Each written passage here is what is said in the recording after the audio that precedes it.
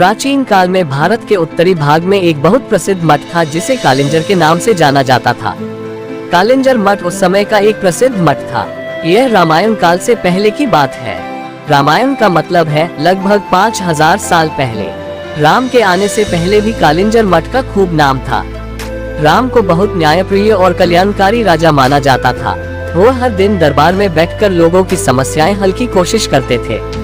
एक दिन शाम को जब दिन ढल रहा था, उन्हें दरबार की कार्यवाही समेटनी थी। जब वह सभी लोगों की समस्याएं सुन चुके थे तो उन्होंने अपने भाई लक्ष्मण, जो उनके परम भक्त थे, से बाहर जाकर देखने को कहा कि कोई और तो इंतजार नहीं कर रहा।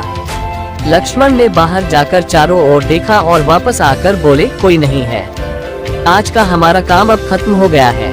राम बोले, जाकर देखो, कोई हो सकता है।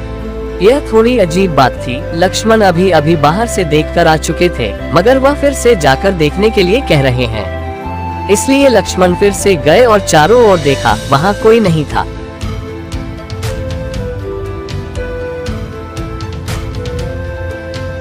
वह अंदर आने ही वाले थे, तभी उनकी नजर एक कुत्ते पर पड़ी जो बहुत उदास चेहरा लिए बैठा था और उसके सिर पर एक चोट थी। तब उन्होंने कुत्ते को देखा और उससे पूछा, क्या तुम किसी चीज का इंतजार कर रहे हो? कुत्ता बोलने लगा, हाँ, मैं राम से न्याय चाहता हूँ। तो लक्ष्मण बोले, तुम अंदर आ जाओ, और वह उसे दरबार में ले गए।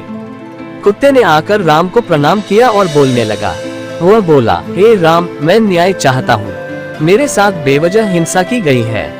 मैं चुपचाप बैठा हुआ था, सर्वथासिद नाम का यह व्यक्ति आया और बिना किसी वजह के मेरे सिर पर छड़ी से वार किया। मैं तो बस चुपचाप बैठा हुआ था। मैं न्याय चाहता हूँ। राम ने तत्काल सर्वथासिद को बुलवा भेजा, जो एक भिखारी था। उसे दरबार में लाया गया। राम ने पूछा, तुम्हारी कहानी क्या है?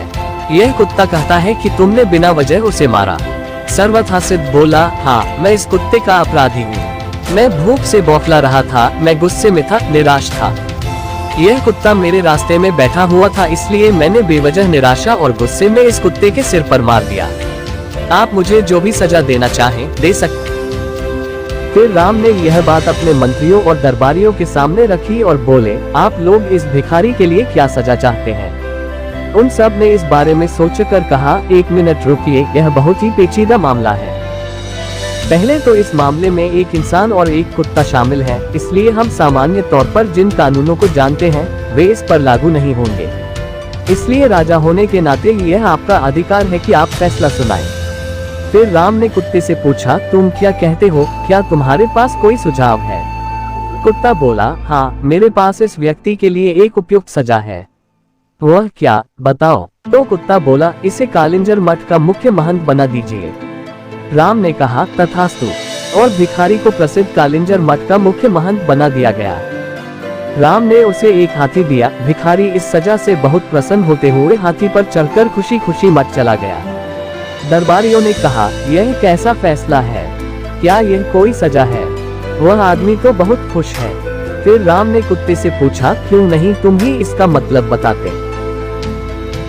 कुत्ते ने कहा, पूर्व जन्म में मैं कालिंजर मठ का मुख्य महंत था और मैं वहां इसलिए गया था क्योंकि मैं अपने आध्यात्मिक कल्याण और उस मठ के लिए सच्चे दिल से समर्पित था, जिसकी बहुत से दूसरे लोगों के आध्यात्मिक कल्याण में महत्वपूर्ण भूमिका थी।